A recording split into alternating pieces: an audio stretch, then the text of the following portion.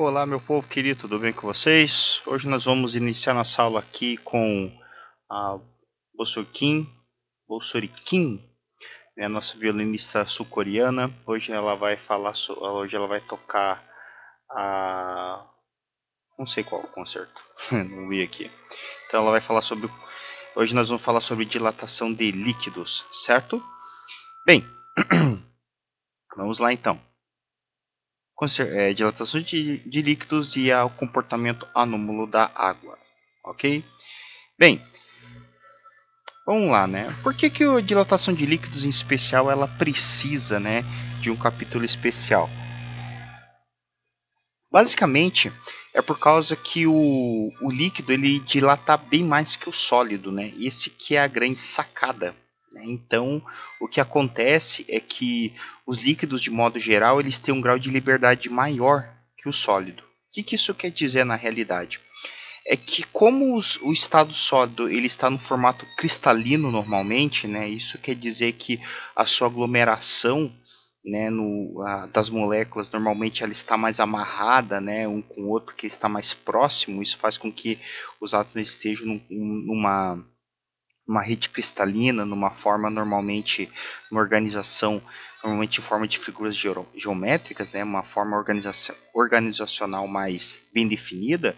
Isso faz com que limite a sua vibração, certo? E a dilatação térmica ela seja, digamos assim, mais difícil de acontecer, né? Ela acontece de uma forma, ela é pouco prejudicada, né? Enquanto que no estado líquido o grau de liberdade é maior, ou seja, a molécula tem mais liberdade para se mover, certo? Por isso que até a temperatura, a definição dela está associada ao grau de liberdade. Né? Então quer dizer que quanto maior a temperatura, mais liberdade a molécula tem, né? Mais liberdade o átomo tem. Então quando você fala que o líquido ele tem mais, né, ele dilata bem mais que o sólido, é por causa que o grau de liberdade dele é maior, certo? Então por esse motivo que os líquidos normalmente, geralmente, dilatam bem mais que os sólidos, né? E como todo líquido tem que estar contido dentro de um recipiente, né? Isso significa que quando você enche um recipiente com líquido, e se você encher ele até a boca, né, até encher completamente, esse líquido ele irá transbordar, né, é o chamada dilatação é, é, transbordada, né. E quando você enche, né, e você coloca esse líquido aqui dentro também, irá acontecer uma outra coisa, e terá uma dilatação aparente. Por quê? Por causa que o líquido em si, né, ele irá dilatar, você irá medir essa dilatação através da escala do equipamento, né, do recipiente, só que a gente tem que lembrar também que o recipiente também dilata. Então, na verdade, o que acontece é que o líquido dilata, certo? Que essa é chamada de dilatação, é, chamada dilatação real, certo? E o recipiente também dilata, porque ele está acompanhando, né, no caso, a temperatura do líquido. Então é chamada de dilatação recipiente. E isso vai nos dar um valor chamado de dilatação aparente, que é aquilo que a gente mede de fato. Certo? Então isso que acaba acontecendo normalmente. Ok? Então, veja, são duas situações distintas. Uma coisa que a gente não consegue medir de fato, a gente não consegue medir a dilatação real do líquido porque ele tem que estar dentro de um recipiente, certo? Então, quando a gente mede a dilatação de um líquido, né, visualmente, a gente está medindo, na verdade, uma dilatação aparente, que seria a dilatação real menos dilatação aparente do recipiente. Então, nós temos que conhecer a dilatação do recipiente para poder realmente saber qual é a dilatação do, do real do líquido em questão, certo? Bem, o que a gente tem que lembrar também é que da mesma forma, né, o coeficiente de dilatação dos líquidos, eles trabalham com dilatação volumétrica, porque você não consegue, né, trabalhar com dilatação com proporções lineares nem superficiais, né? A gente tem que lembrar que quando se estudou lá na parte de dilatação térmica, né, os líquidos, melhor dizendo, o dilatação térmica, você pode trabalhar com tanto dilatação superficial como dilatação linear. Mas como os líquidos eles são medidos através de volume, a única forma de você medir dilatação é através de dilatação volumétrica. Então, consequentemente, o coeficiente de dilatação que nós vamos trabalhar com líquidos é apenas o volumétrico. Então, nós não vamos ter aqui dilatações que não sejam essas aqui. Então, é sempre dilatação volumétrica. Então, da mesma forma, quando você for medir, né, o aparente através do recipiente, nós também vamos medir um coeficiente de dilatação aparente, certo? Beleza? E aí vem aquela questão que eu conversei com vocês, né? Se você tiver com líquido cheio, né, um recipiente cheio de líquido, até a boca, né, que a gente diz, durante o aquecimento, né, o que irá acontecer é que parte desse líquido irá transbordar, né? Porque justamente o líquido, né, em questão, o recipiente então irá conter toda a dilatação do líquido. Beleza? Vou achar o meu mouse, cadê? Aqui. Beleza. Aqui. Vamos lá. Bem, como é que a gente calcula o volume derramado nessa questão, né? É uma questão muito simples. O que você vai fazer?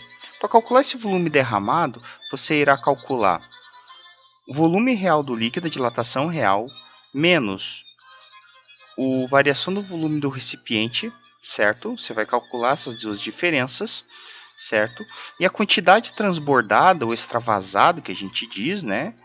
Você faz essa diferença entre elas. Lembrando que a forma para você calcular essa diferença é dada pela equação de dilatação volumétrica, né? Lembrando que nós vamos trabalhar sempre com o coeficiente de dilatação volumétrica aqui. Beleza, pessoal? Sempre lembrando disso aqui. Só pegar uma borrachinha aqui e apagar essas coisas que eu fiz aqui, que tá errado. Ok? Então, sempre lembrar que nós vamos sempre trabalhar com esse coeficiente aqui. Ok, pessoal? Então, para demonstrar um pouco melhor isso aqui, eu vou fazer com vocês alguns exercícios aqui. Antes disso, já acabava esquecendo, eu quero que vocês vejam, né, como é que os coeficientes. Né? Vejam a diferença dos coeficientes de dilatação dos sólidos e dos líquidos. Veja os valores. Né? Eu quero que vocês comparem esses valores que estão aqui, ó. Né? Esqueçam as bases 10. Então, esqueça as bases 10. Eu quero que vocês comparem só os coeficientes aqui. Ó, né? Ó, os valores que tem aqui. Né? Olha os valores que nós temos aqui de sólidos. Né? Todos esses materiais são sólidos. Agora, eu quero que vocês comparem com os líquidos. Né? Vejam que aqui, né, são os mesmos. Né, ó, já dá um valor. E aqui as bases 10, né, elas acabam mudando também. Então, se você fosse deixar, por exemplo, esse cara aqui na 10 na quinta, praticamente, né, você teria, né, um 19, um 53, um 90 e assim por diante. Então, você pode perceber que, na realidade, entre essa base e esse cara aqui, né, você tem praticamente uma multiplicação por 10. Né? Então, quer dizer que um líquido ele dilata, na verdade, praticamente 10 vezes mais, ou até em alguns casos, como está aqui em cima, até às vezes 100 vezes mais do que um sólido. Né? Então a dilatação dela é bem absurda. Né? Então por isso que os líquidos eles realmente têm esse capítulo especial.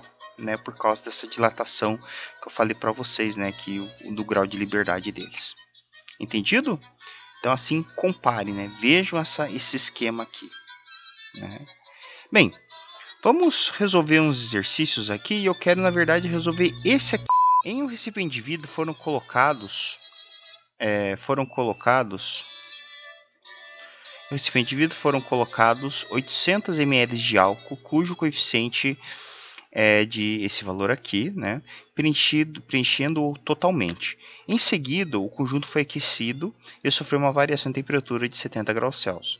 Calcule o volume transbordado de álcool, sabendo que o coeficiente de dilatação linear do vidro é esse valor aqui. Né? Então vejo que o volume foi totalmente preenchido. Né?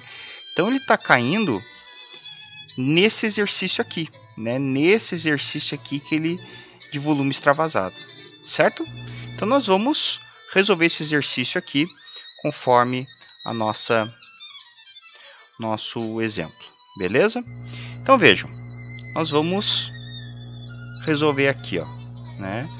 Vamos colocar nossas equações, né, que são as nossas equações importantes. Vamos lá, gente. Então aqui, né, o mesmo exercício que eu tenho lá, eu vou calcular aqui, tá? Nós vamos colocar aqui. Como é que a gente vai resolver, pessoal? Para calcular o volume derramado, certo, nesse exercício, eu vou ter que calcular, na verdade, o volume de cada um deles, certo? Então, eu vou calcular o volume de líquido, que é o real, certo? E o volume do recipiente. É isso que eu vou fazer. Então, a primeira coisa que eu vou fazer aqui, né, eu vou calcular o do álcool. Então, vou calcular do álcool aqui, eu vou calcular de, sei lá, vou calcular de vermelho, certo? Então, a primeira coisa que eu vou fazer aqui, eu vou calcular do álcool. Certo? Ok? Então, vou calcular do álcool. Beleza, se eu calcular do álcool aqui, nós vamos tirar os dados, né? Então, o que ele me forneceu? Ele me forneceu o volume, né, que é 800 ml. Ele me deu esse cara aqui, ó. Esse cara... Oh, meu pai. Esse cara que ele me deu aqui... Vamos pegar um mais próximo ao vermelho aqui, ó. Né? Então, ele me deu essa dilatação volumétrica aqui, que é a do álcool, certo? Então, do álcool aqui, ele me deu essa dilatação volumétrica aqui, que é a do álcool, certo? Então, vou calcular essa dilatação volumétrica. Vai ficar assim, ó. ΔV igual VO vezes gama vezes ΔT. O que seria cada um deles, né? Esse primeiro termo aqui, ó, ele é o dilatação. Esse segundo termo aqui é o volume inicial. Esse terceiro termo aqui que estou mostrando com o mouse, ele é o coeficiente de dilatação. E esse aqui é a variação de temperatura. Uma coisa importante, pessoal. Dilatação, a variação de temperatura em Kelvin e Celsius é a mesma coisa. Se for em Fahrenheit, multiplica por 1,8, beleza? Vamos lá. Então, o que você faz aqui, ó? ΔV igual.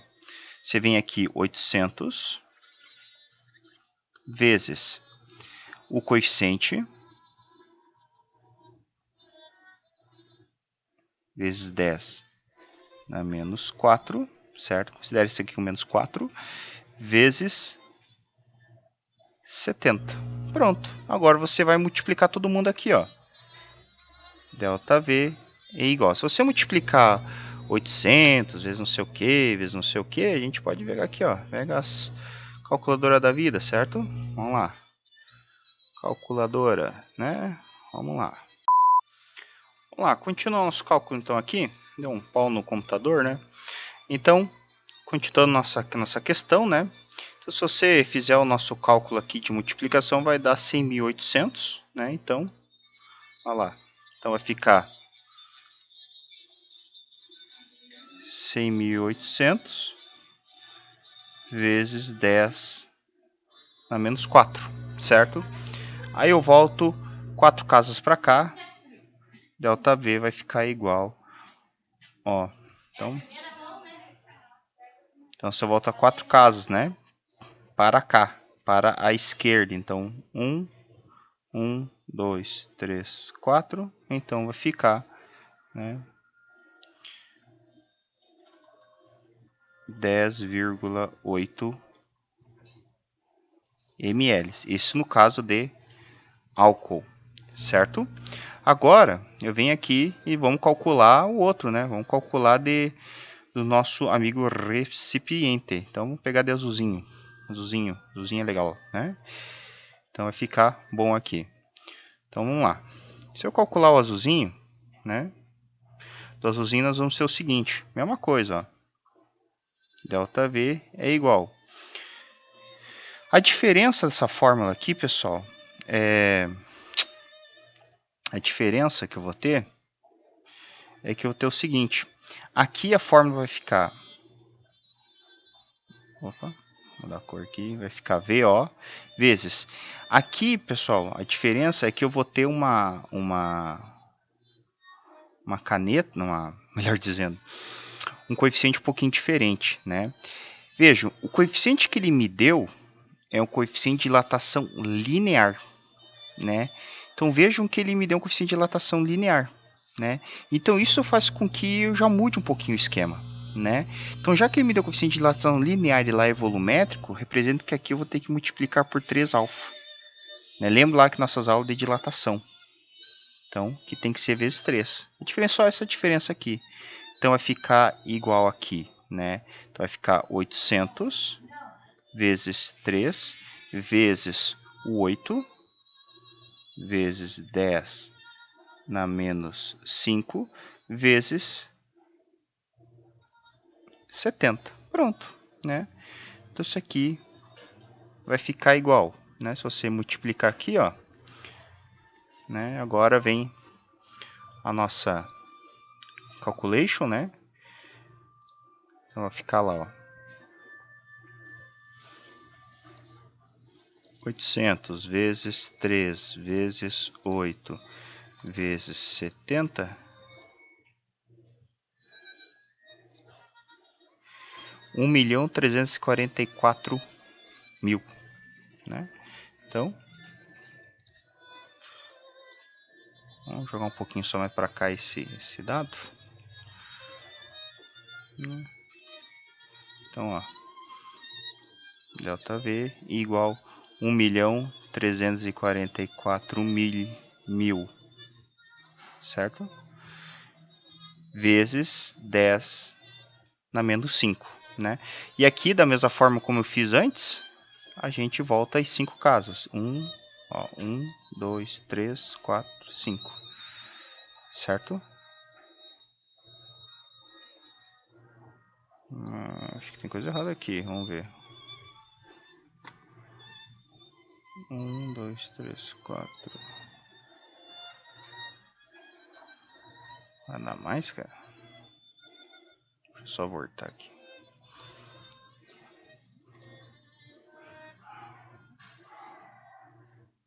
R$70. Vamos só ver se não fiz caca aqui. 800 vezes 1.8 vezes 70.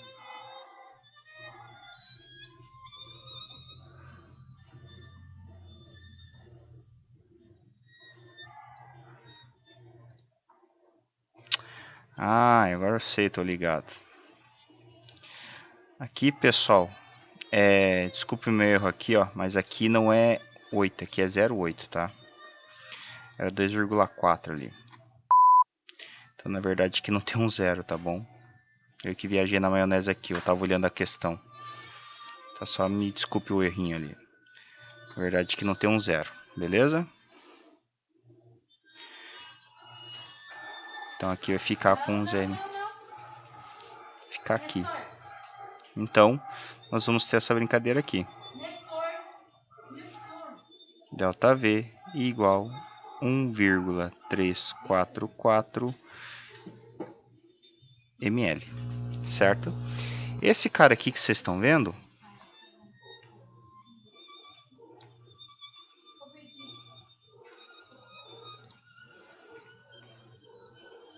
certo? Esse cara que vocês estão vendo aqui, ele é respectivo do nosso amigo álcool, beleza?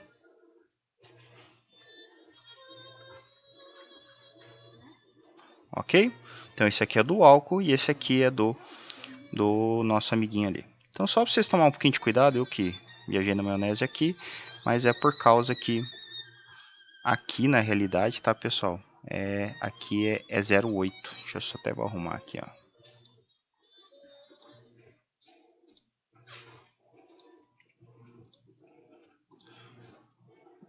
Na hora de puxar eu realmente vi errado ali. Ali é 0,8, não é 0,8. Tá bom? Na hora de puxar eu tava vendo ali. Beleza? Então na verdade aqui só deixa eu arrumar. Deixa eu só apagar um pouquinho aqui.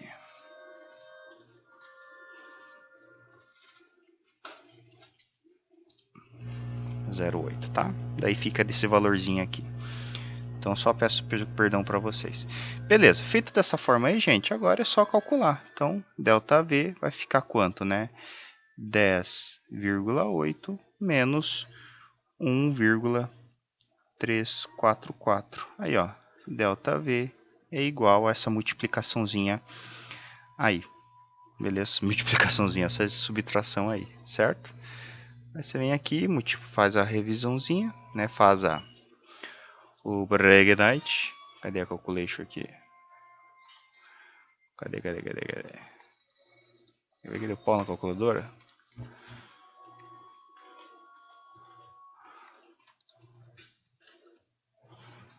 Ó, 10,8 menos 1,344. Olha, 9,456. 9,456 ml. Esse aqui é o nosso volume derramado. Beleza? Então esse é o nosso volume derramado dessa questão aí. Ok, gente?